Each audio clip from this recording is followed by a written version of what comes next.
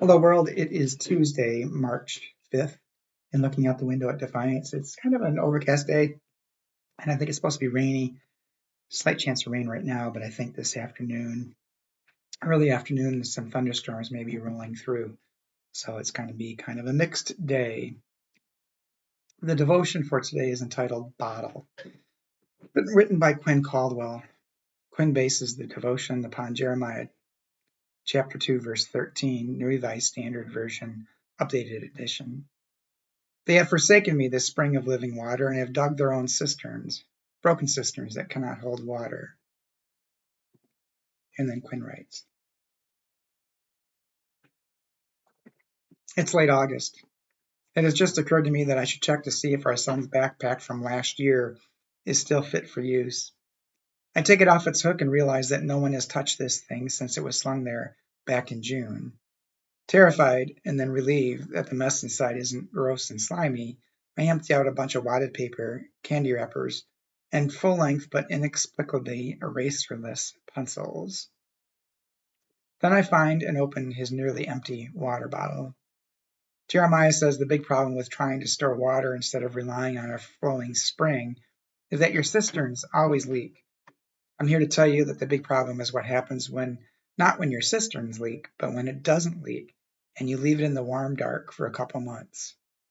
Perhaps it's a question of context. Maybe if you seal up water in Jeremiah's part of the world, it doesn't turn noxious, doesn't grow a slimy disk of mold on top, won't make you gag if you're dumb enough to stick your nose in it. Maybe it all depends on how many times a sixth grader has backwashed into it. God pours gifts into the world. They are for you, but not only for you. Lock them up and they won't quench anybody's thirst, least of all yours. Hide them so well that you forget about them altogether, and what starts out good and life-giving will turn on you hard, fast, and gross. And Quinn's prayer. Let your gifts fill me up, and then let me overflow. Amen. A couple things that came to mind when I was reading this is about how we all have gifts to use, and if we don't share them or use them, they're kind of wasted, and they're not really given to us just for our use. And it's really a hard concept, I think, in the United States where we're so hyper-individualistic, and we have lost sight of how interconnected all of our lives are with each other and with creation.